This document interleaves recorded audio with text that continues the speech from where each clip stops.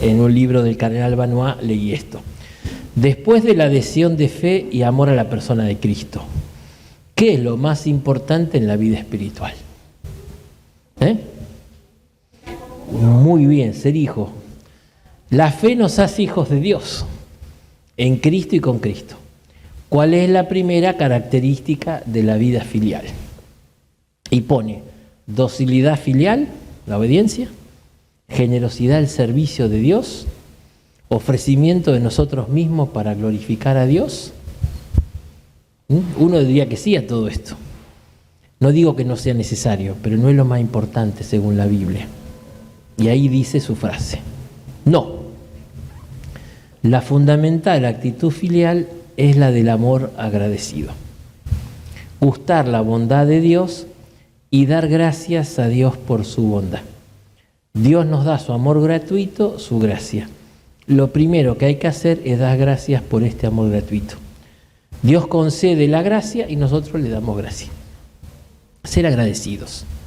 La forma de nuestro amor a Dios tiene que ser en primer lugar el agradecimiento, el amor agradecido. Después voy a explicar por qué esto es tan importante. Lo vamos a ver con el Deuteronomio. Ahí está el autor. Se llama Pedro y Pablo, Madrid, Albert Vanois.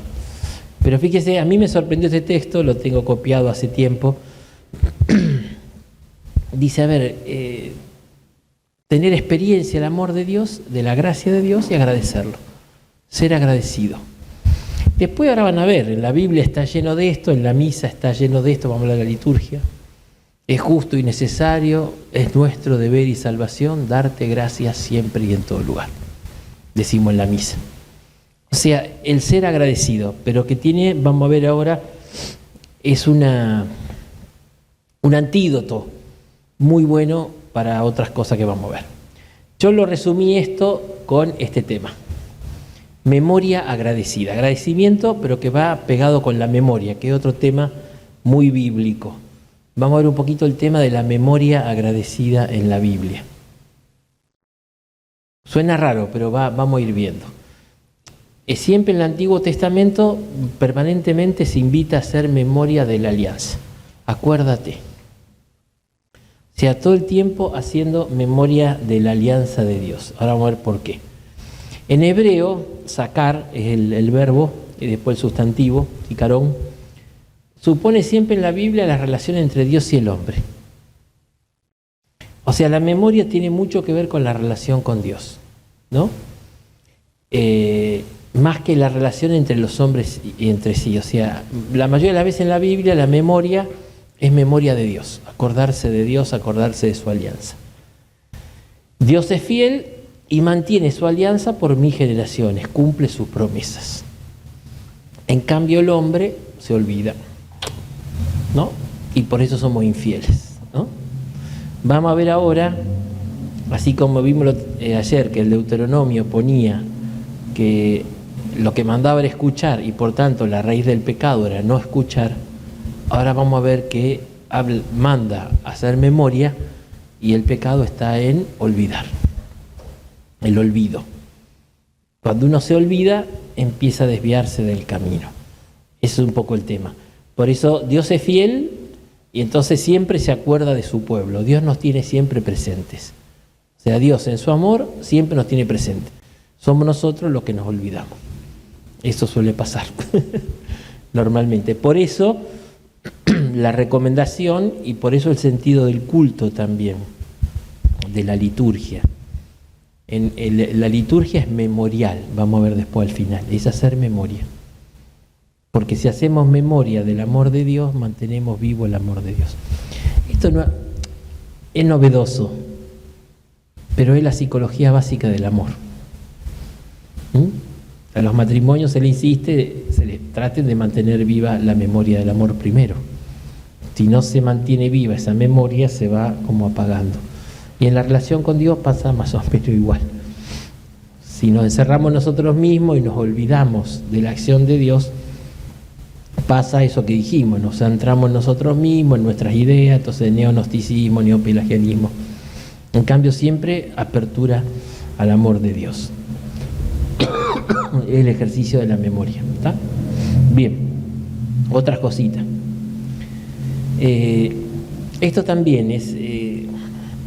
la Biblia insiste que Dios se acuerda siempre de su pueblo. Dios tiene memoria, nosotros somos los que nos olvidamos, ¿no? Y a veces aparece en la Biblia un reclamo a Dios que se ha olvidado de nosotros. De muchos salmos, no te olvides, Señor, del amor que tuviste a nuestros padres. O sea, es como un reclamo.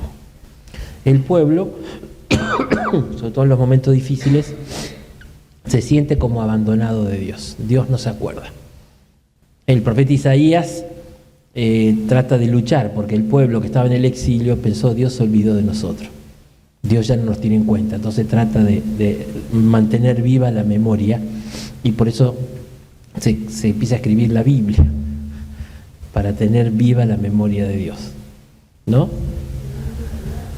¿Sí? El segundo Isaías, sí. El lector Isaías es la parte final del exilio y dice, Dios va a venir a salvarnos. No, ya pasó, ya fue. O sea, no creen que Dios pueda hacer algo, ¿no?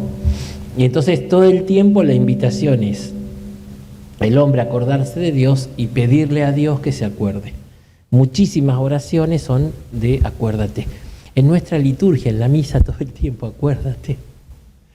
O sea, es como tirarle la oreja al Señor diciendo acordate. Pero todo el tiempo estamos reclamando eso, ¿no? Porque la memoria es lo que hace la presencia. Bien, otra cosita. En la oración, sobre todo, como les decía, aparece mucho. En la oración de los salmos y en la liturgia. Se tiene como fundamento la memoria. Porque el hombre manifiesta sus sentimientos más profundos y el modo en que vive su relación con Dios, ¿no? Por eso en los salmos aparece creo que 54 veces, a ver, sí, 58 veces. La raíz sacar en hebreo aparece mucho. Todo el tiempo se le está reclamando a Dios que se acuerde. Acuérdate de tu amor por David, acuérdate de Abraham, de Isaac y de Jacob y ten compasión. O sea, todo el tiempo un reclamo permanente a Dios para que se acuerde de nosotros, ¿no? Y Dios se acuerda de su pueblo, ¿no? Siempre aparece, ¿no? Entonces, sobre todo, a ver, la memoria en la oración es, a ver, esto lo voy a explicar después, pero lo explico ahora, si no, no vamos a entender. Cuando nosotros decimos hacer memoria, es ir al pasado, ¿no es cierto? Es ir a los acontecimientos del pasado, ¿tá? En las cosas humanas es así.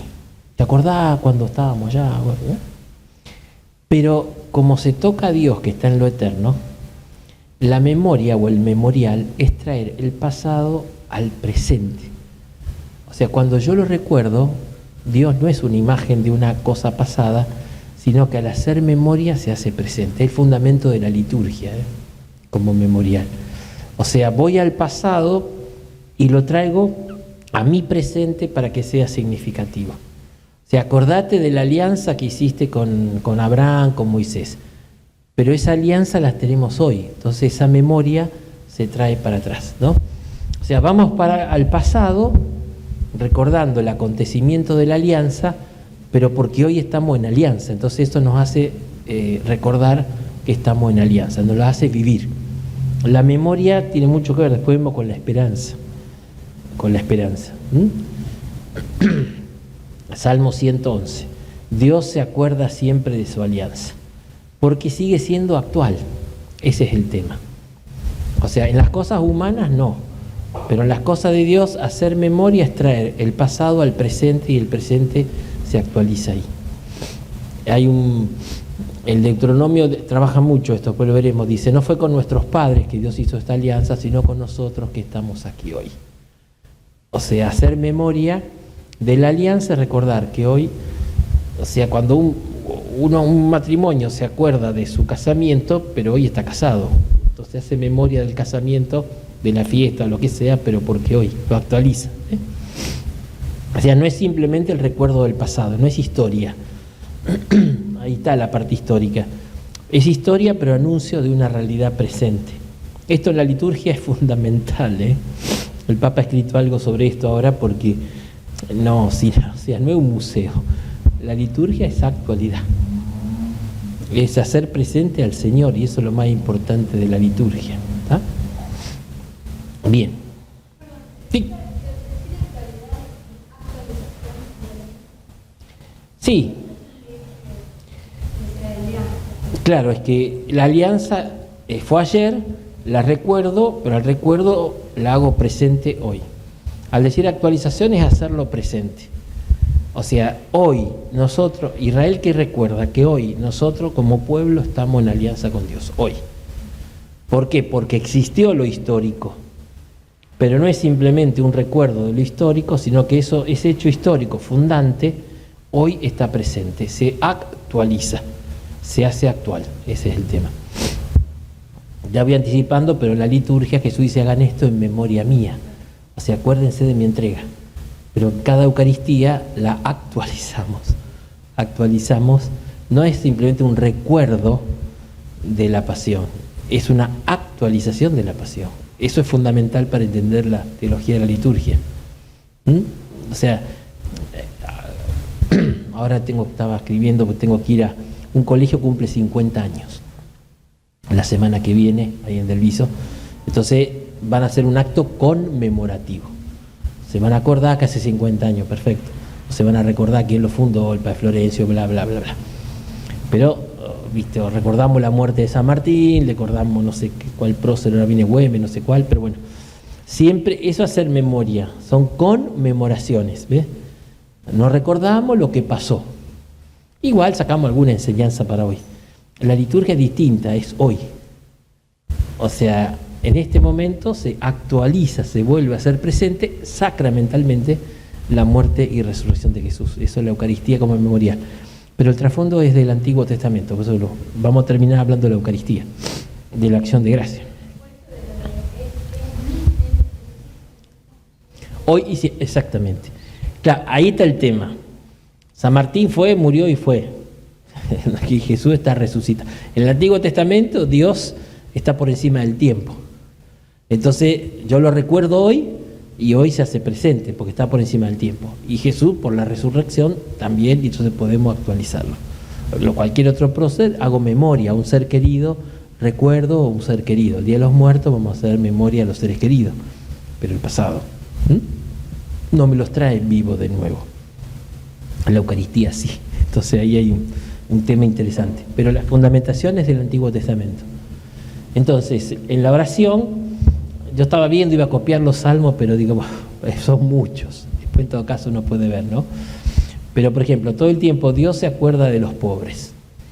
Eso siempre aparece en la Escritura. De los que todos se olvidan, Dios se acuerda. Sobre todo de los pobres.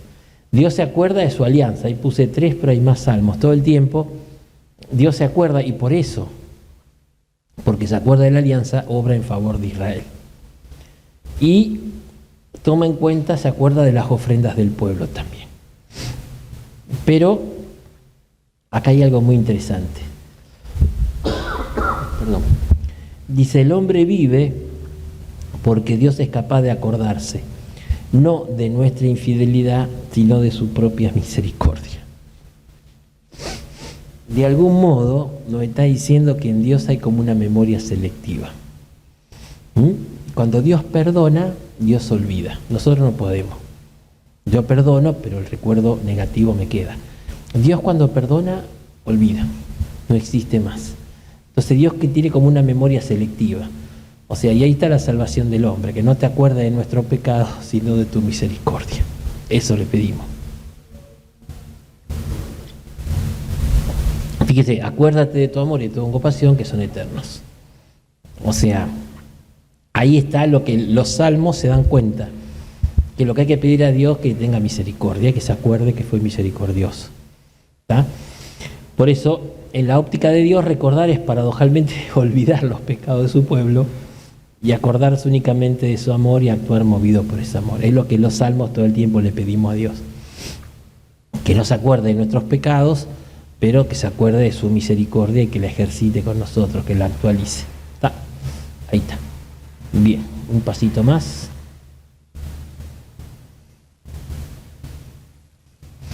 Esto... Perdón. Los salmos, en ese sentido, también hacen muchas veces memoria de la creación. Y entonces, al hacer memoria, el hombre tiene que acordarse de las maravillas que Dios habla. Y entonces, por eso hay muchos salmos de alabanza. Dios creó el cielo, creó esto, el salmo que rezamos los domingos, ¿no? Todo de las criaturas alaben al Señor, no es todo un himno a la creación, se va acordando de todas las cosas que van de la creación y las maravillas que Dios obró. La memoria hace que lleva al hombre a la alabanza, es lo que hablamos el viernes pasado, ¿no? O sea, Salmo 8, ¿qué es el hombre para que te acuerdes de él, el ser humano? O sea, esa sorpresa del hombre donde descubre la acción de Dios. Y entonces las maravillas de Dios, ¿no? Todo lo que Dios hace merece ser recordado. Él nos deja en la historia, en la creación, un memorial de sus maravillas, ¿no? Todo el tiempo. Den gracias porque es bueno, porque es eterna su misericordia. Él sacó a Egipto, porque es eterno su amor. Él libró de los enemigos. O sea, recordar todos los acontecimientos históricos para dar gracias a Dios, ¿no? Memoria y agradecimiento, ¿ves? Van como juntas, ¿no? Bien. Dice, hay como una necesidad de volver a mirar el pasado para gozarse de ver en todo la mano del Señor y cómo del mismo pecado del hombre que se vuelve contra sus hermanos en tantas abominaciones, la mano de Dios vuelve a encontrar el modo de salvar a su pueblo, ¿no? Cuando el pueblo hace memoria, por un lado, hacemos memoria también del pecado, pero hacemos memoria de que Dios, a través del pecado, sigue llevando la historia de la salvación. Como dice San Pablo, Dios hace que todas las cosas concurran para bien de los que lo aman, ¿no? Entonces, cuando uno lee la historia, es un poco... Ustedes saben que, bueno, me voy yendo por las ramas, pero ahí se habla mucho de sanación de la memoria, ¿no? Incluso hay retiros de sanación de memoria. A ver, desde el punto de vista psicológico, cuando yo perdono es que ya no quiero vengarme del que me hizo un daño, pero la cicatriz queda. O sea, yo perdono pero no olvido. Sí, hay que tratar de olvidar, pero en realidad lo que uno puede hacer es quitarle carga negativa al recuerdo. Cuando el acontecimiento fue muy frecuente, muy cercano, vos lo ves y lo querés matar. Después de 3, 4 años, bueno, le hace un piquete de ojo, algo, le pega un chicle en la silla, alguna maldad le hace, pero ya no lo querés matar, va perdiendo la carga negativa. Me acuerdo que un cura amigo le pasó, tuvo un problema, era muy jovencito, el cura párroco era medio especial, no era de acá, no hay problema. Acá son todos santos. Y entonces lo tenía medio loco. Y hizo un pico de presión grande, ¿viste? Entonces me lo contaba la mamá del cura. Entonces lo internaron, ¿viste? Para bajarle la presión. Y el cura no era malo, era hinchón nomás, pero no era malo. Lo fue a ver. Y estaba en la cama, lo vio. ¡Pi, pi, pi! La mamá lo echó. Prohibido el ingreso, ¿viste? Porque... A ver, la memoria afectiva. O sea, la memoria del recuerdo, esa memoria afectiva es lo que es bueno sanar. Sanar significa que le trato de quitar la carga negativa. ¿Y cómo se hace? Sobre todo porque en esos momentos negativos, en el fondo, inconscientemente le echo la culpa a Dios. O sea, toda persona que pasó un acontecimiento muy negativo en su vida, sobre todo en la infancia, Señor, ¿dónde estabas? Es la pregunta. No, a lo mejor no la verbalizamos, no la formulamos, pero siempre, ¿por qué permitió eso el Señor? Es la pregunta que en el cielo vamos a encontrar la respuesta, acá generalmente no. ¿Por qué lo permitió? ¿No? Y entonces, la oración permite, y la sanación de la memoria, que diga, bueno, Dios sabe por qué. Él tiene un plan, como solemos decir, yo veo la foto, Dios ve toda la película. Pero esto es un ejercicio muy difícil. Pero hay gente que, bueno, a través de la oración va logrando una sanación de la memoria.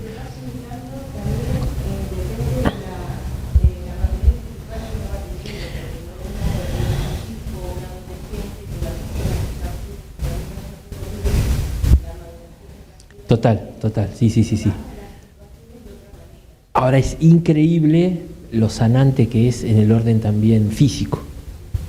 O sea, hay gente que puede hacer una sanación de algo del pasado y se cura de enfermedades psicosomáticas, de migraña, de asma, porque somos una unidad, no es magia, somos una unidad. Y cuando una persona logra hacer eso, suele pasar, ¿no? No importa. Sí. Un hermano mío que es cardiólogo me contaba que tenía un paciente que no le podía bajar la presión, pero no tenía causa fisiológica. Entonces charlando estaba con, mira, hasta que no perdones, no se te va. Si algo espiritual o psicológico como el perdón es lo que después te va a bajar, ¿no? Por eso la persona que está integrada en sí misma, que está en paz, ¿no? Que hace sanación de la memoria, el tema es que hay que ser prudente porque, a ver, ¿qué pasa psicológicamente? Esto es largo de explicar, pero de algún modo como que nos escindimos. Sobre todo en los chicos y adolescentes, no tengo capacidad de afrontar los acontecimientos dolorosos. No es que me voy para los tomates, pero es por eso que los abusos aparecen 10, 15 años después. Porque no tengo, lo que decías vos, no tengo la madurez ni humana ni espiritual para lo fracciono, ¿no? Dicen los de computadora, dicen que yo puedo hacer una partición del disco rígido. Bueno, lo pongo ahí. Y después, o por hipnosis o por algo, vuelve después de un tiempo, porque no tengo la fuerza. O sea, es como pararte. Hay un autor espiritual que dice que, bueno, no me acuerdo el nombre, se llama La voz interior del amor, el libro, Nowen. Él dice que, ¿cómo tapo la boca de un volcán? Por los bordes. O sea, tengo que tejer como la araña, ir tejiendo por los bordes. Si yo me paro en el medio, me traga.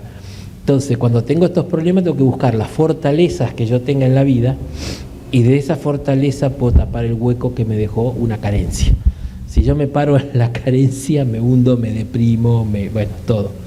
Así que, pero ve que tiene mucho que ver.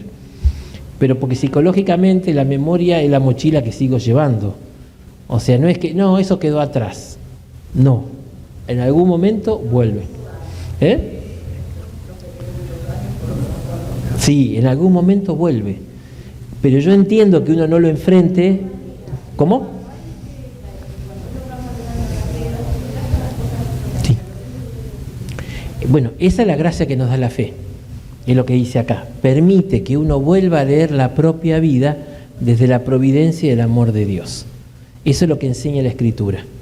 Al hacer memoria, Israel recuerda, ahora vamos a ver, recuerda lo que pasó, aún los momentos difíciles, pero los engloba en un plan providente de Dios que va llevando. Que Dios va llevando. ¿Está? Es un poco. Por eso digo, por eso el tema de la memoria no es menor, no es menor, ¿no? Bien, damos un pasito más. Esto también, ¿no? Y es lo que decía algo, el recuerdo alimenta el amor. Alimenta el amor. O sea, ¿cómo mantengo vivo el amor de una persona? Una persona me ayudó mucho en un momento de mi vida. ¿Está? Cuando yo me acuerdo de todo lo que me ayudó, ¿qué me pasa? Lo quiero más. Me acuerdo todo el mal que me hizo, pero o sea, el recuerdo, la memoria alimenta el amor. Alimenta el amor, ¿no?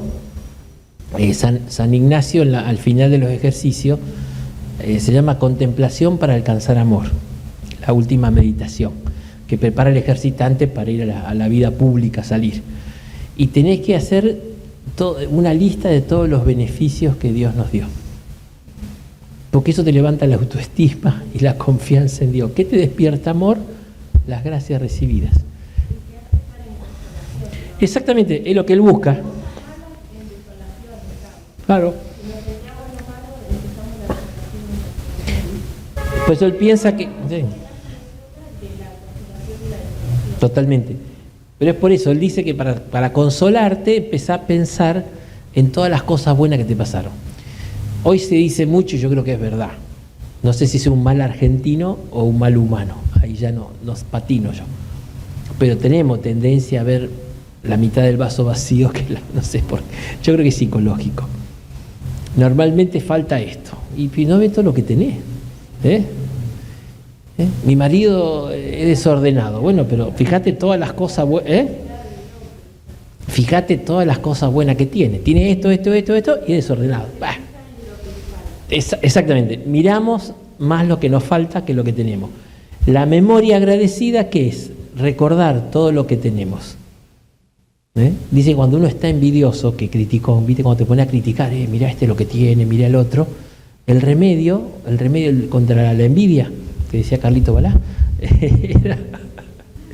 es la memoria agradecida.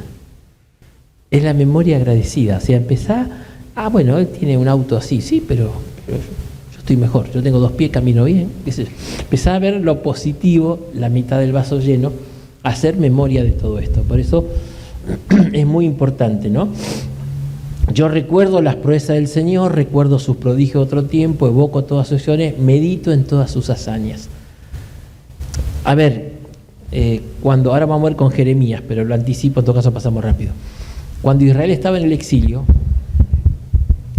yo le decía, no sabía de dónde agarrarse para esperar. Por eso el segundo Isaías tiene que... Pero ¿qué es lo que hacen? Y Isaías, el segundo Isaías, le dice, acordate del éxodo.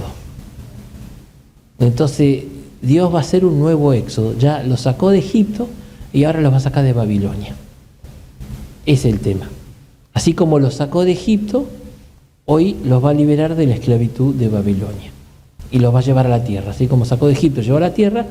Fíjate que ese paradigma de liberación se actualiza siempre. Y está siempre presente en la historia. ¿Está? El hacer memoria de las hazañas de Dios me lleva a confiar, a creer y a esperar. Por eso la memoria engendra esperanza. Israel recupera la confianza y la esperanza en Dios porque hace memoria de las cosas que Dios hizo con ellos. Bueno.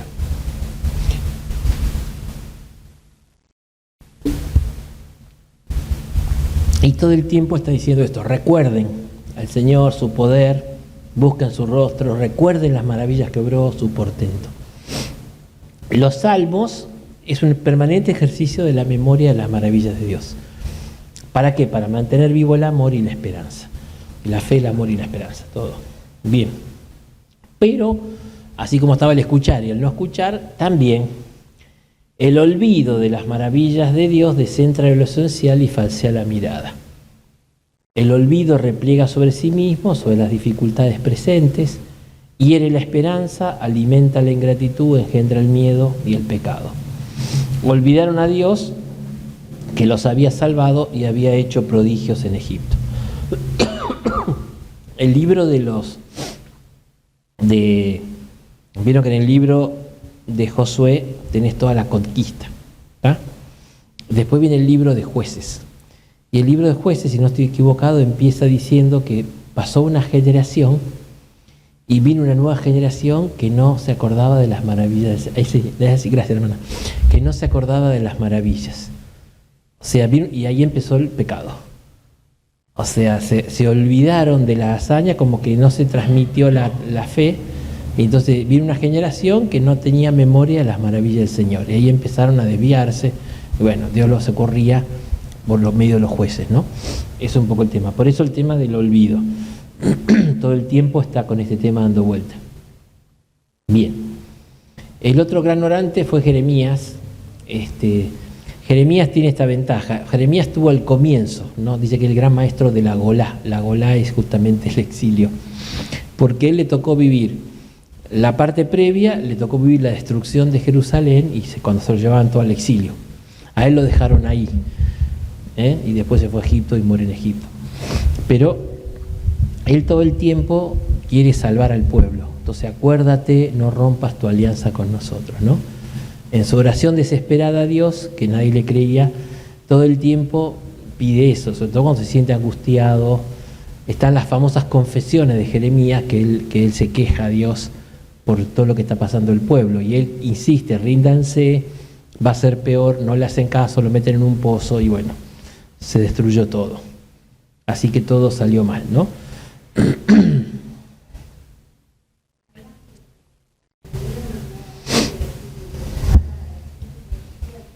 Ezequiel sí.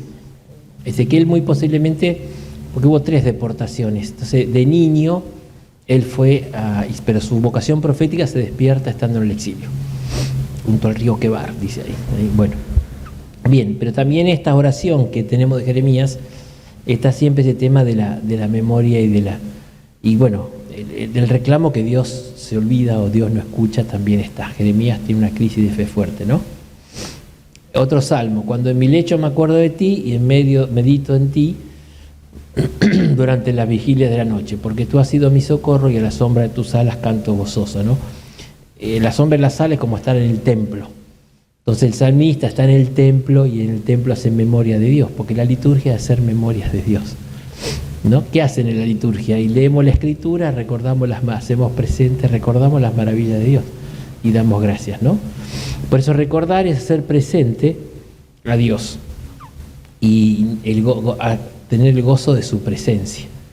Por eso es una fuerza activa la memoria, no es simplemente nostalgia. Es distinto, no me refiero a estar en el pasado con nostalgia, sino sobre todo en el presente.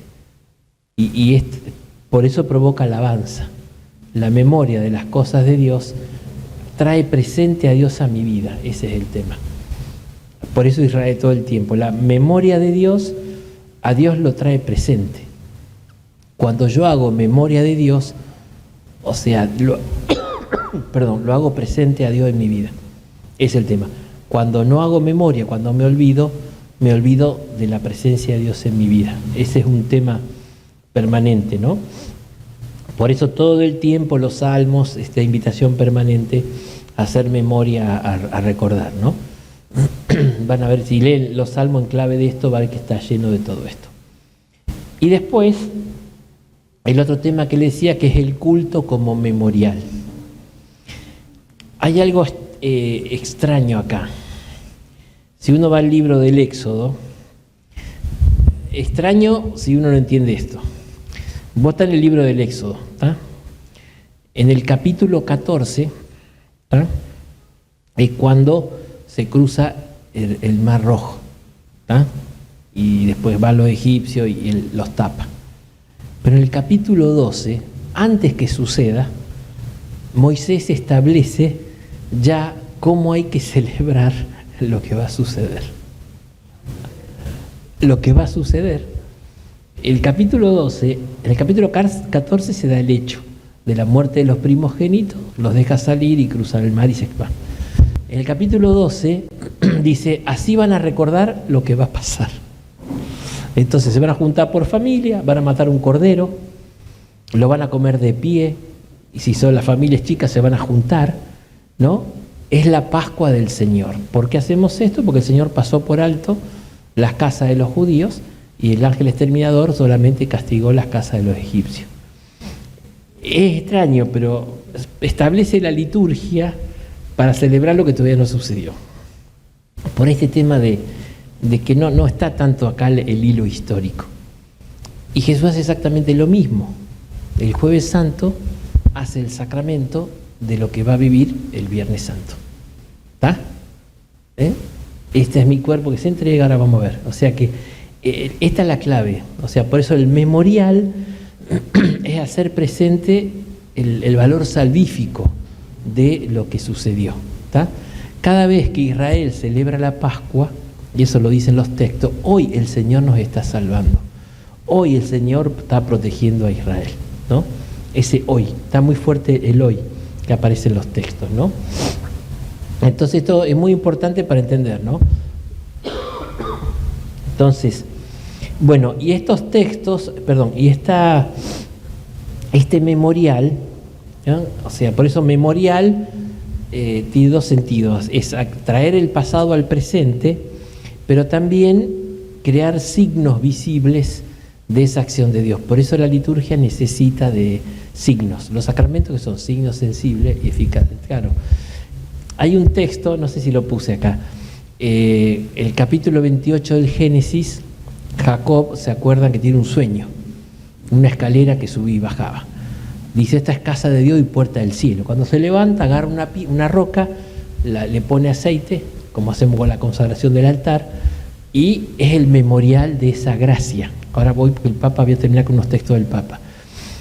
Jacob quiere recordar siempre esa gracia, ese sueño, y para eso pone 12 piedras por las 12 tribus, arma un altar, que es lo que le hace, pues necesitamos del templo y de los signos en la liturgia, para que nos haga recordar el acontecimiento. ¿Por qué la cruz?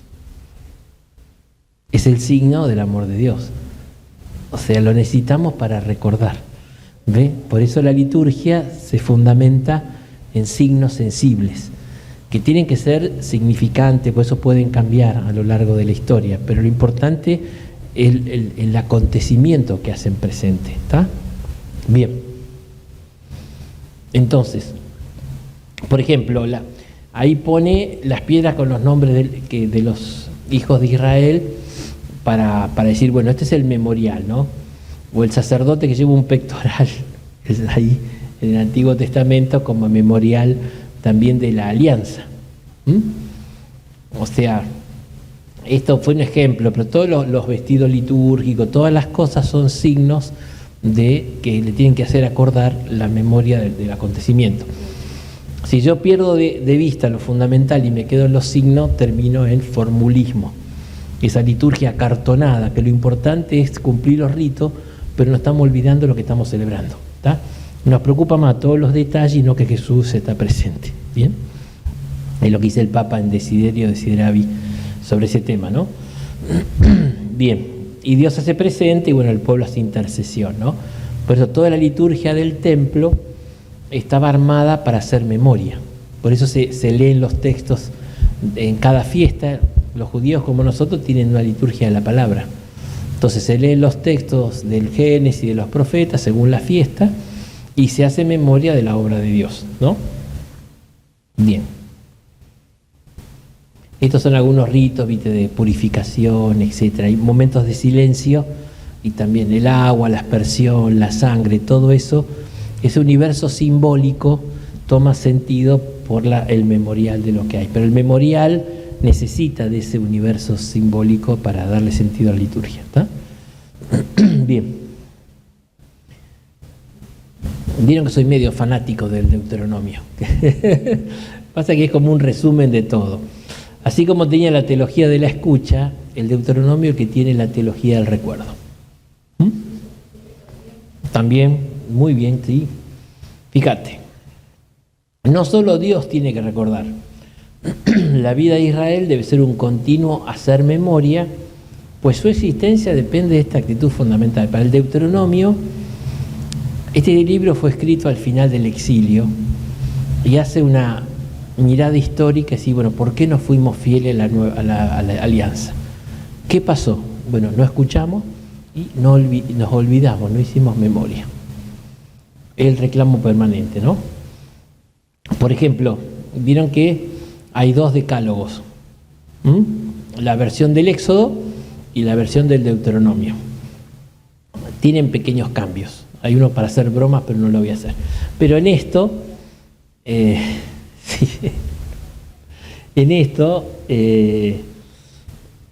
descanso sabático, porque hay que descansar, ¿no? En el Éxodo tenés que descansar, trabajará 6 días, el séptimo descansará, porque en 6 días Dios hizo la creación y el séptimo descansó. Siempre memoria, pero por la creación. El Deuteronomio no. Dice, el esclavo no tiene día libre. Entonces vos cuando fuiste esclavo en Egipto no tenías día libre, así que acordate lo feo que es eso. Entonces tomate un día libre y dale un día libre a tu esclavo, el Shabbat. ¿Ve? Es un acontecimiento histórico, no tanto un hecho de creación, ¿no? Por eso siempre recuerda que fuiste esclavo. Hace memoria de todo lo mal que pasaste, entonces no hagas lo mismo, ¿no? Bien, y sobre todo, uno que tiene que hacer todo el tiempo memoria de la liberación, del Éxodo. Es la experiencia fundante que el pueblo tiene que hacer permanentemente memoria de la misma. Ahí está, este es el texto bueno, me salió mal ahí, pero... El capítulo 8 es muy interesante. No es tan largo, ¿eh? Lo vamos a ver todo. ¿Qué dice? Empieza, acuérdate, hace memoria del largo camino que el Señor, tu Dios, te hizo recorrer por el desierto durante esos 40 años. Allí te afligió y te puso a prueba, para conocer el fondo de tu corazón y ver si eres capaz o no de guardar los mandamientos. Ve que, fíjate cómo hace sanación de la memoria, porque las pruebas por el desierto están contadas en el Éxodo y en el libro de los Números. ¿Está? El Deuteronomio dice, ¿para qué te probó? El verbo nasá, que en hebreo es poner a prueba, no es poner un palo en la rueda. Me gusta una traducción inglesa que pone testear. Yo compro un auto, o voy a comprar un auto, déjame probarlo. Lo saco a la ruta y lo pruebo. Yo no lo quiero destruir, quiero ver si anda o no anda. La prueba del desierto, no, porque en la prueba uno muestra lo que hay adentro, si eras capaz o no. ¿Qué sabe el que no es probado? Los chicos me van a matar, pero los que somos docentes, si no tomamos prueba, ¿cómo sabemos si los chicos saben? No hay forma. Tengo que hacer preguntas, tomarle una prueba para ver si... Pero no es que yo los quiero bochar a todos. Simplemente le hago una prueba porque es una única forma de saber si saben o no. Bueno, Dios tenía que saber si estaban dispuestos o no. Nuestra psicología es rara. ¿Qué dice un chico cuando le va bien un examen? Aprobé. ¿Qué dice un joven cuando le va mal un examen? Me bocharon, ¿viste? No desaprobé. Aprobé y me bocharon. ¿Ves que siempre está Bien. Pero por eso es la prueba. Entonces hace toda una memoria de la prueba. Te afligió y te hizo sentir hambre, pero te dio de comer el maná, ese alimento que ni tú ni tus padres conocían, para enseñarte. ¿Ve? La prueba tiene un sentido de aprendizaje, que no solo de pan vive el hombre, sino de toda palabra que sale de la boca del Señor, el don de Dios. ¿Ve? De todo esto tiene que acordarse. La ropa que llevabas puesta no se gastó, era de buena marca. No voy a hacer propaganda acá, pero ni tampoco se hincharon tus pies durante estos 40 años. Usaba, ¿cómo se llama? Bueno, reconoce que el Señor, tu Dios, te corrige como un padre a su hijo. Ve que hace una lectura de su historia en clave paterno-filial. Esa es sanación de la memoria. Pero observa los mandamientos del Señor tu Dios, sigue tu camino y témelo. Sí, el Señor tu Dios te va a introducir en una tierra fértil, un país de torrentes, de manantiales, de profundas aguas. Esto, insisto, la tierra tiene de todo. Ahí vas a comer pan en abundancia y no te va a faltar nada. En el desierto, sí, nos morimos de hambre. Donde las piedras son de hierro y de cuyas montañas traen el cobre. Allí comerás hasta saciarte y bendecirás al Señor tu Dios por la tierra fértil que Él te dio. ¿Está? En el desierto la pasaste mal, pero va a llegar la tierra y donde va a sobrar, va a comer bien. ¿Ves que está todo bien? Esto es bendición y hay que hacer memoria de todo esto. ¿Pero qué pasó? Tatán. Bien, pero ten cuidado, no olvides al Señor tu Dios, ¿no? O sea, cuando llegues a la tierra, no te olvides. Y esto es lo que más me gusta. Cuando comas hasta saciarte, estás pipón, cuando construyas casas confortables y vivas en ellas, cuando se multipliquen tus vacas y tus ovejas, cuando tengas plata y oro en abundancia y se acrecienten todas tus riquezas, no te vuelvas arrogante ni olvides al Señor que te hizo salir de Egipto, de un lugar de esclavitud, y te condujo a este inmenso y temible desierto entre serpientes y escorpiones. No olvides al Señor tu Dios en esa tierra sedienta y sin agua, que hizo brotar para ti agua de la roca. En el desierto del maná, ves, te afligió lo mismo. No pienses entonces, con mi propia fuerza y el poder de mi brazo, me ha alcanzado esta prosperidad. ¿De qué se olvidó? Del don. Se olvidó que la tierra era Adón y se creyó, soy Gardel, ¿no? Y él piensa que por su propia... No te olvides que la conquistaste porque Dios te la dio y te dio la fuerza. Como sucede hoy. Y si llega a olvidarte el Señor y va a otros dioses, bueno, la catástrofe ahí te pone, ¿no? Van a perecer todo, etc. Espérate. Fíjate, por eso, ustedes saben que hay una fiesta, fue hace poquito, de los judíos que se llama las chozas, Sukkot, las tiendas o chozas. ¿Qué hacen? Después de la última cosecha, cuando están los graneros llenos, que te puede poner pipón, se van a vivir al desierto, en carpa, a experimentar otra vez la carencia del desierto. ¿Para qué? Para tomar conciencia que todo es don de Dios.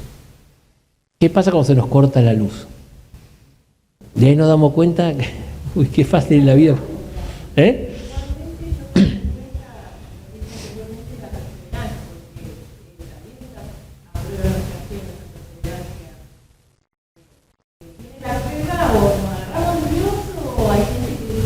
Y sí.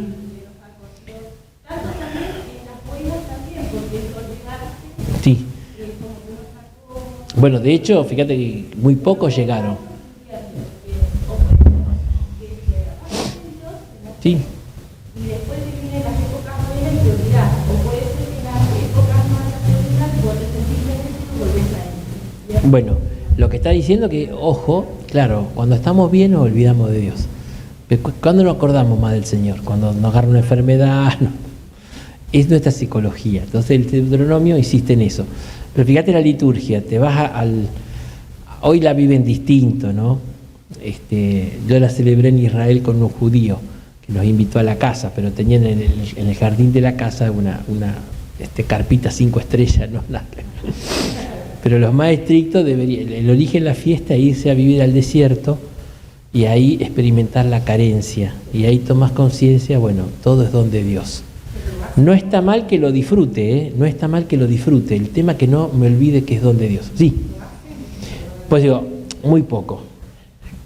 Muy poco. Algunos sí, hoy generalmente viven vida urbana y lo hacen en las casas.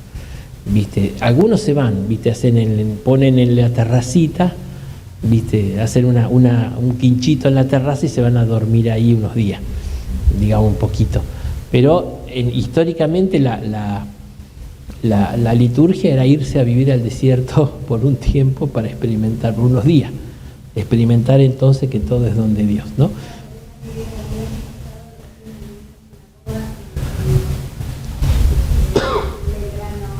Sí, ahí debe ser cheto, sí.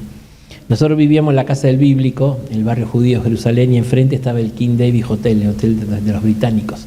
Y de la terraza veíamos todos con luces de colores, se venían los judíos de Wall Street a celebrar la fiesta ahí.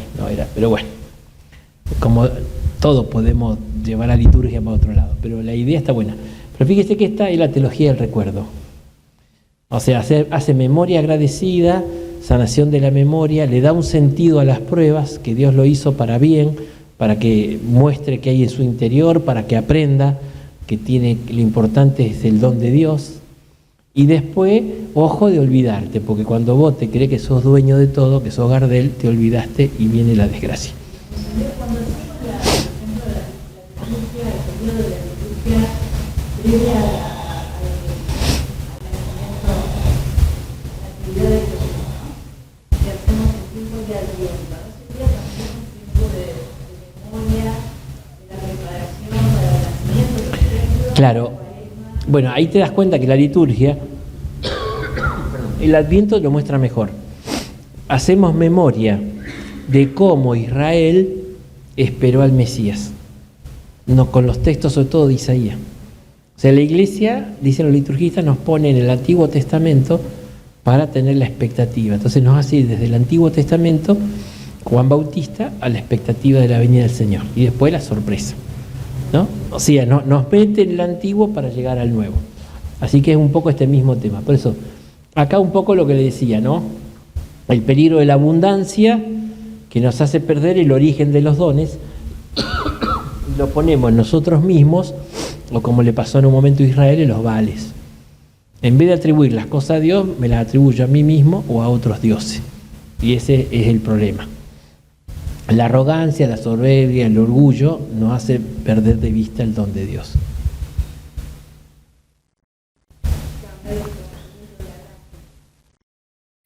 Por eso la Biblia insiste que lo primero y fundamental que es dar gracia.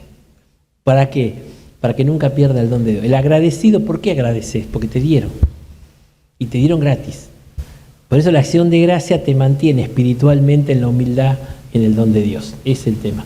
El remedio para no caer en la arrogancia es la mirada a la esclavitud anterior y cómo Dios nos liberó. Acuérdate que todo esto te lo dio Dios, te puso en la tierra. Vos trabajás acá, pero Dios fue el que te dio todo esto, ¿no? Entonces todo el tema del don. ¿Tá? Pasamos al nuevo.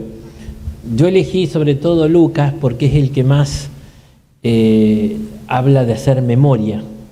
El verbo mimenoskai, hacer recordar, ¿no?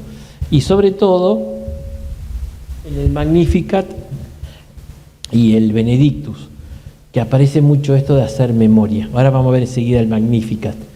Vamos a ver cómo la espiritualidad de la Virgen justamente era esto. ¿Qué dice? Dios se acordó, ahora pongo el texto, Dios se acordó de su misericordia. O sea, la Virgen, ¿qué hace en el Magnificat? Hace memoria de las cosas de Dios. Y en la vida, todo lo que sucedía lo meditaba y lo guardaba en el corazón. ¿Alguien sabe francés? Estudiar de memoria, en francés se dice par cœur, por el corazón. Etimológicamente, recordar es hacer pasar por el corazón. Cordis es corazón en latín. Recordar es hacer pasar por el corazón. Por eso el francés, cuando te ponían esto que estudiar de memoria, te decía par cœur, o sea, de memoria. Pasarlo por el corazón, hacerlo memoria, ¿no? La Virgen hacía pasar todas las cosas por el corazón, ¿no?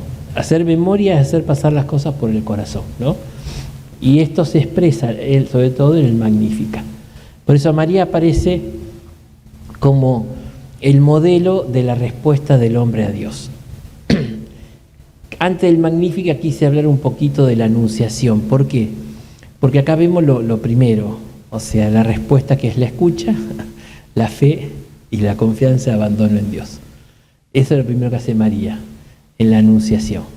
Ahí les puse, ves que están distintos colores. Ah, no me salió. No importa.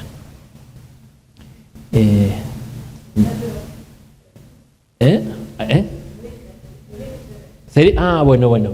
Ah, el nombre de la Virgen era María, no quedó saltado. Pero fíjate que es un diálogo entre un ángel y la Virgen. Es un diálogo. ¿Está? Primero la introducción, a quién fue enviado, el nombre de la Virgen era María. Entonces María, el ángel Gabriel. El ángel entró en su casa y la saludó diciendo: alégrate llena de gracia, el Señor está contigo. Al oír, la escucha, ella quedó desconcertada y se preguntaba qué podía significar este saludo. El ángel le dijo: no temas, María, porque Dios te ha favorecido. Concebirás y darás a luz un hijo y le pondrás por nombre Jesús. Él será grande y será llamado Hijo del Altísimo. El Señor Dios le dará el trono de David su padre. Reinará sobre la casa de Jacob para siempre y su reino no tendrá fin. O sea, todo el anuncio que hace. Es que la Virgen habla menos. María dijo: ¿cómo? El ángel es más charlatán. ¿Cómo puede ser eso si no tengo relación con ningún hombre? Había hecho una opción por la vida de castidad. El ángel le respondió: el Espíritu descenderá sobre ti, poder del Altísimo te cubrirá con su sombra, bueno, etc. Entonces, una vez que escuchó, creyó, no entendió. La Virgen no entendió, pero creyó y se entregó. Yo soy la servidora del Señor, que se cumpla en mí lo que me has dicho. La obediencia de la fe. Que se haga en mí según tu palabra. Es eso. Ahí vemos la respuesta, lo paso rápido, pero en María vemos cuál es el modelo de respuesta, la primera, que fue que escuchó la palabra de Dios, la trató de entender, no la entendió, pero la creyó y la cumplió. Fíjate que son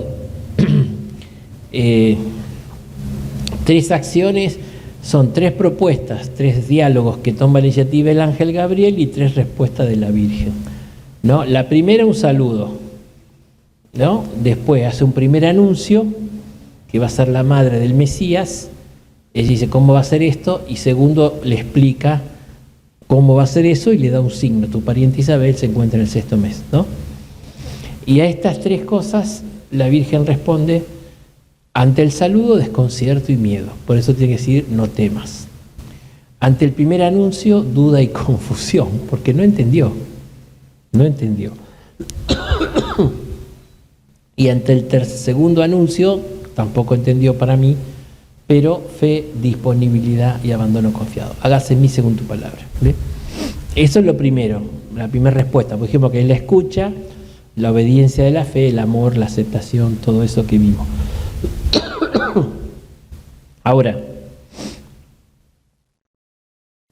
Ahora sí, vamos a ver el Magnificat, porque esto tiene más que ver con el tema de la... Después de eso, en los evangelios de la infancia hay 3 cánticos, ¿no?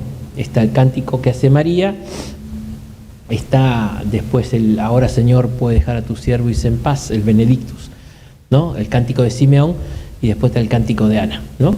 Son formas de responder a la maravilla de Dios cantando, porque las palabras no alcanzan, se canta, ¿no? Entonces, son cánticos de alabanza. El Magnífica está lleno de citas bíblicas, un mosaico de citas bíblicas. Las Biblias te ponen al costado las referencias, ¿no? El cardenal Martini lo hacía comentando el cántico de Ana, dice que él lo llama que la espiritualidad del Antiguo Testamento tiene esto, cómo se responde a Dios, ¿no? Y generalmente es muy de mujeres, Débora, Miriam, Judith, ¿no? Y dice que esta alabanza tiene 2 tiempos. Primero, reconocer de que Dios es grande y ha hecho maravillas. Memoria. O sea, para alabar hay que hacer memoria.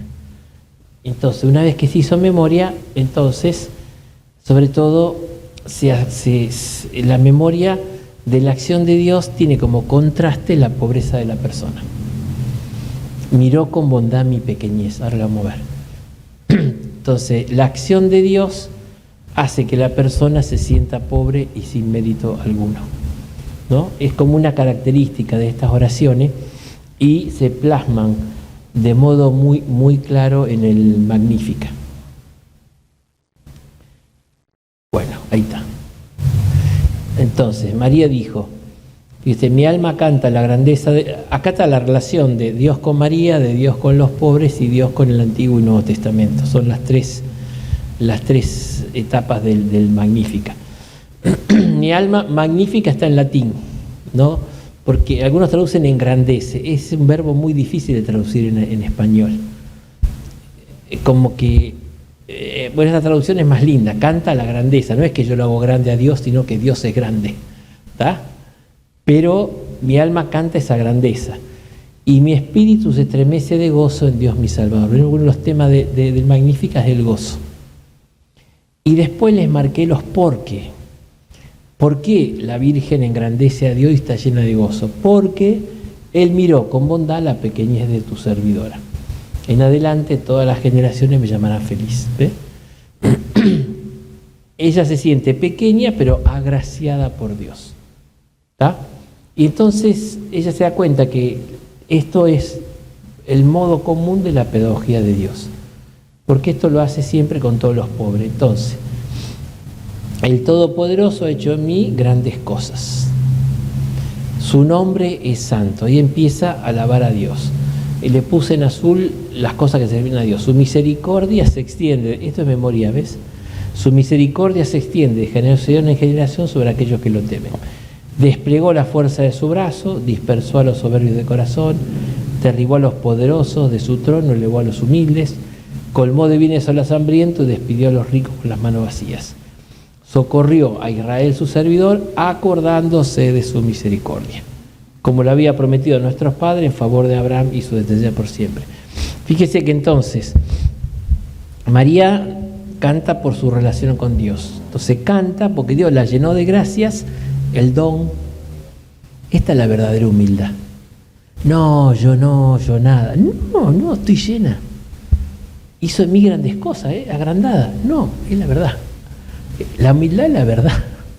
Entonces ve que ella canta porque siente que Dios la llenó de 1000 gracias. No, a Dios, exactamente.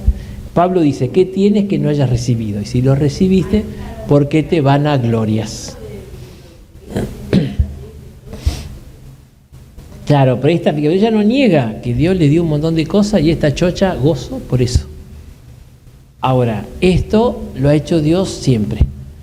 hace memoria, generación en generación, ve todo lo que hace con los pobres, dispersa a los soberbios, derriba a los poderosos, eleva a los humildes, ve la relación de Dios con los pobres. Y por último, con la antigua y nueva alianza. A nuestros padres en favor de Abraham y su descendencia por siempre. Ve que hace memoria de lo que Dios hizo con los padres y lo sigue prolongando. Por eso solemos decir que el Magnificat tiene entonces 3 momentos: relación de Dios con María, que es la primera parte, con los humildes y los pobres, que son la otra parte, derribó, y antiguo y nuevo Israel, esa última parte, ¿no? Porque se acordó de Abraham y su descendencia para siempre, y ahí entra el nuevo Israel también, ¿no? Entonces la Virgen hace memoria agradecida de Dios, ¿no? Por eso es una reflexión prolongada sobre el misterio de la historia de la salvación, expuesta en forma de cántico laudativo, de alabanza. Entonces, es historia y anuncio. Ve que ella recuerda, pero el recuerdo de la misericordia de Dios lo transforma en un anuncio. O sea, que quiere que otro contagie o haga la misma experiencia de agradecimiento por haber vivido la misericordia de Dios. Es historia y anuncio, no solo historia, ¿no? Y los 3 grandes temas, dicen los especialistas, son el gozo, porque el cántico, la alabanza viene del gozo. La pobreza o la humildad, ¿no? Hay una, bueno, sería largo explicar, y la esperanza, bueno, me intento. En el exilio, todo tiene que ver con el exilio. Dios dice que va a haber solamente un pequeño resto fiel, ¿no? O sea, la mayoría, como dijiste vos, en la prueba perdió la fe. Pero un pequeño resto quedó fiel, el resto fiel. Y este resto fiel después se los identificó con, en hebreo son los Anawim, que son los pobres de Yahvé, los pobres de Dios.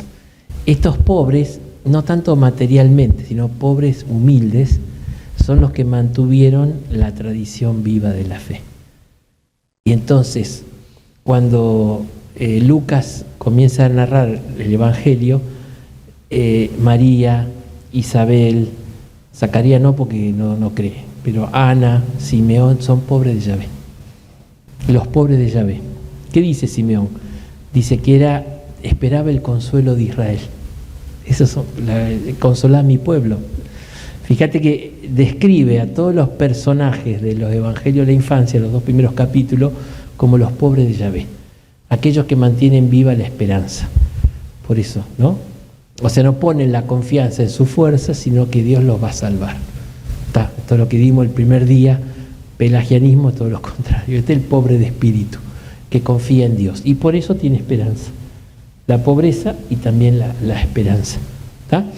Este es todo el tema de los pobres de Yahvé, que es un tema así, pero viene del exilio. Entonces, Lucas dice, acá están los pobres de Yahvé. Y este es el nuevo Israel. La nueva iglesia, la iglesia que sale de estos pobres de Yahvé. ¿Está? Bien. Y después, el último tema es el tema de la Eucaristía. ¿Qué significa Eucaristía?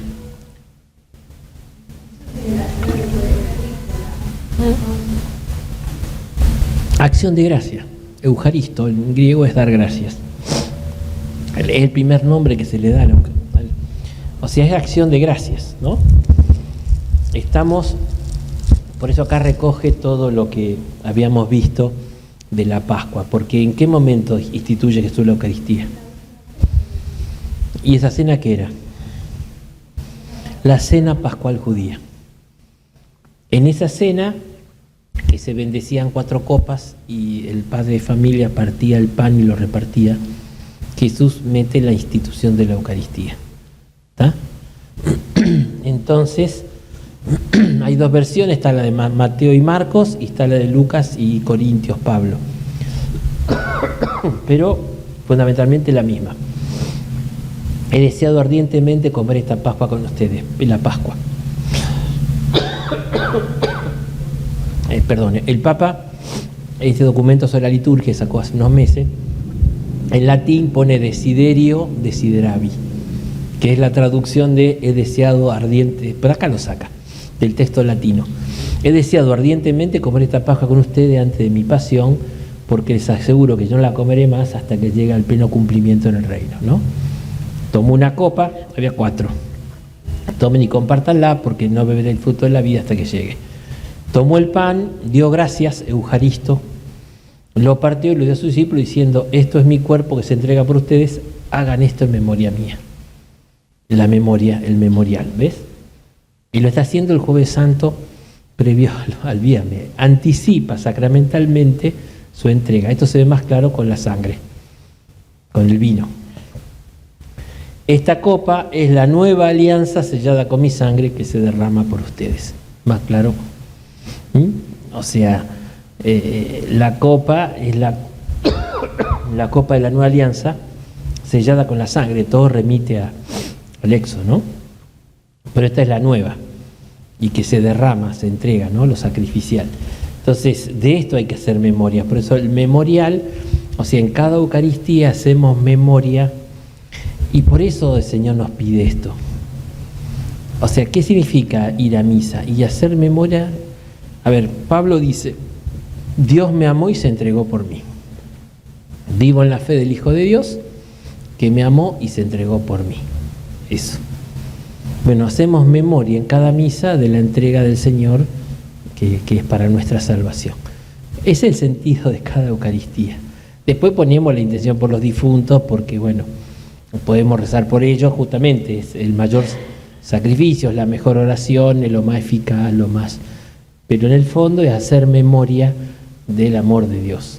Este es el sacramento del amor. O sea, eso es la Eucaristía fundamentalmente, ¿ves? Está en la misma línea de todo lo que dijimos de la memoria agradecida. Ahora puedes decir, bueno, ¿qué es lo más importante en la vida espiritual? La misa, sí, pero por esto, porque es la forma de hacer memoria agradecida del Señor. Sacramentalmente se actualiza su muerte y resurrección y se hace presente y se nos comunica la gracia de modo permanente, ¿no? Y por eso lo hace el día anterior a la entrega, lo anticipa sacramentalmente, como Moisés en el capítulo 12 y 13 establecía la fiesta de la Pascua, la fiesta de los panes ácimos, que en el capítulo 14 iba a suceder. ¿Está? Bien. ¿Con? Claro, ellos le llaman la cena del Señor, pero no creen que tenga valor sacramental. A ver, como sacramento, sacramental sí, porque lo celebran pero no como nosotros, no creen en la transustanciación ni la presencia real de Cristo. Claro, sí. Así que bueno, por eso este tema de la conmemoración es esto, pero está mal traducido en conmemoración mía, sino en memoria de mí, pero esa memoria significa que lo traigo. O sea, no es simplemente sino que hago presente el pasado y los efectos del sacrificio del Señor. ¿Tá? El sacrificio de la cruz se hace presente, se reactualiza al hacer memoria y con él los frutos del don de sí y del sacrificio, ¿no? O sea que es un poquito este tema, ¿no? Pues en la Iglesia, en cada Pascua y en cada misa celebra esta Pascua y bueno, y siempre hasta que Él vuelva, siempre tiene la liturgia esta reminiscencia hasta lo definitivo, ¿no? Porque nos contacta ya con lo eterno. Y termino con unas frases. El Papa Francisco tuvo una homilía que habló todo esto de ser memoria. Los textos le ayudaban, ¿no? Porque San Timoteo dice, le dice a Timoteo, para que se mantenga en la fe y en la fidelidad, haz memoria de Jesucristo. Acuérdate de Jesucristo. Esa es la traducción más común. Acuérdate de Jesucristo. Entonces, es ir uno atrás, dice el Papa, para encontrar a Cristo, pero para encontrar fuerza y caminar hacia adelante. La memoria cristiana es siempre un encuentro con Cristo. Acuérdate de Jesucristo. La memoria cristiana es como la sal de la vida. Sin memoria no podemos ir adelante. Cuando encontramos cristianos desmemoriados, enseguida vemos que han perdido el sabor de la vida cristiana y acaban en personas que cumplen los mandamientos, pero sin mística, sin encontrar a Jesucristo.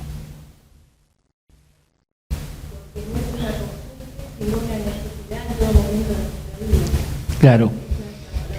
El problema es que se nos hace costumbre. Claro, pero el tema es que esa costumbre, ¿qué tiene? Los ritos son repetitivos.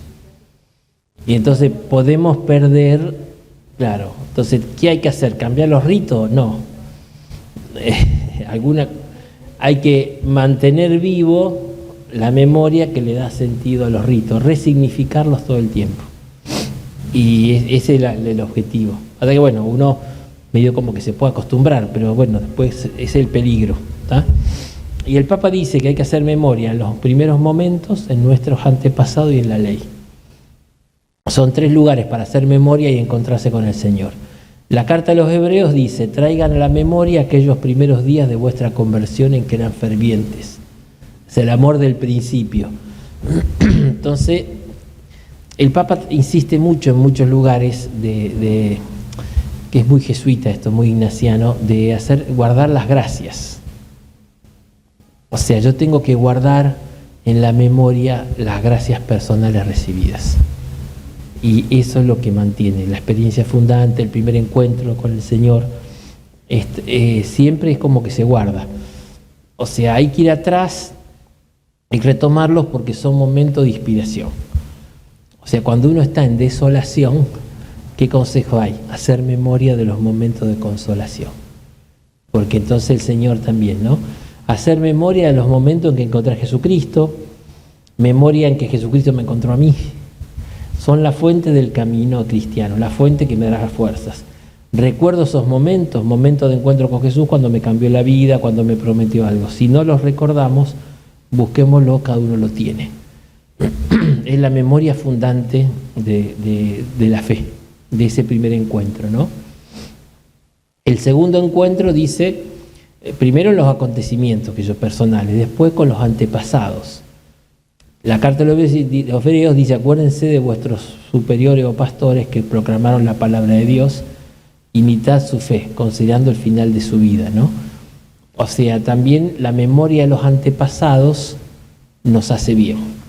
Ahí Pablo le dice a Timoteo que tenga como ejemplo a su abuela y su madre.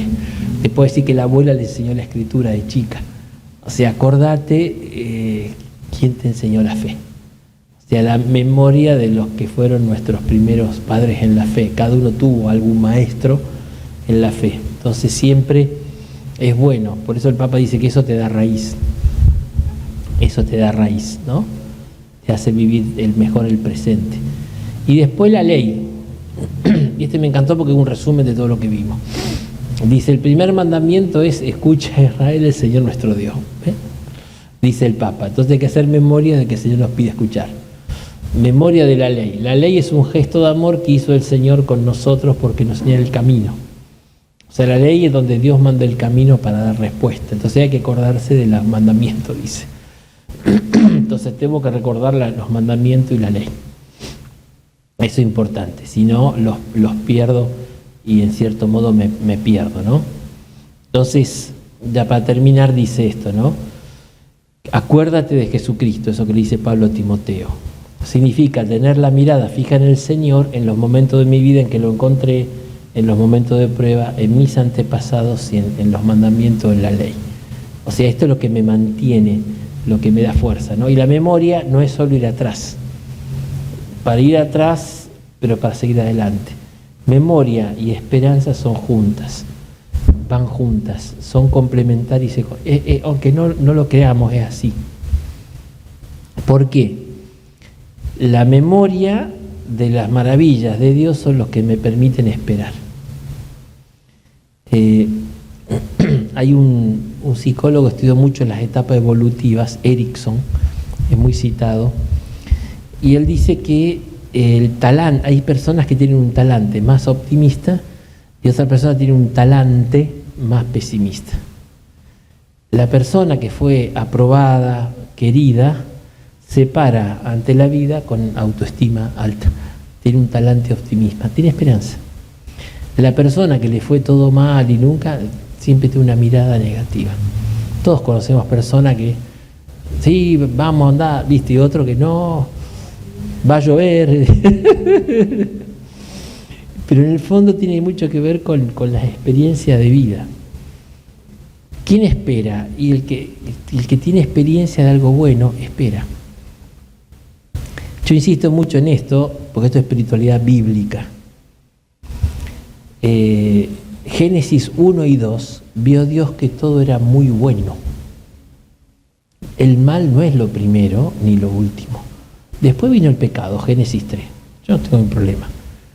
Pero primero estuvo la gracia, primero estuvo el don, primero Dios hizo el mundo bueno. Y después vinieron los políticos, los hombres, hicieron las cosas. Un chistecito. Se discutía un día cuál era la profesión más antigua del mundo. Ya sé cuál van a pensar, pero no es esa. No, en un congreso. Entonces agarraron y dijeron, bueno, ¿cuál es la profesión más antigua del mundo? Entonces uno dijo, la medicina. ¿Por qué? Porque Dios para crear a Eva, le sacó la costilla a Adán. Eso es un acto quirúrgico, por tanto, Dios médico, aplaudieron. A ver, y de golpe, no.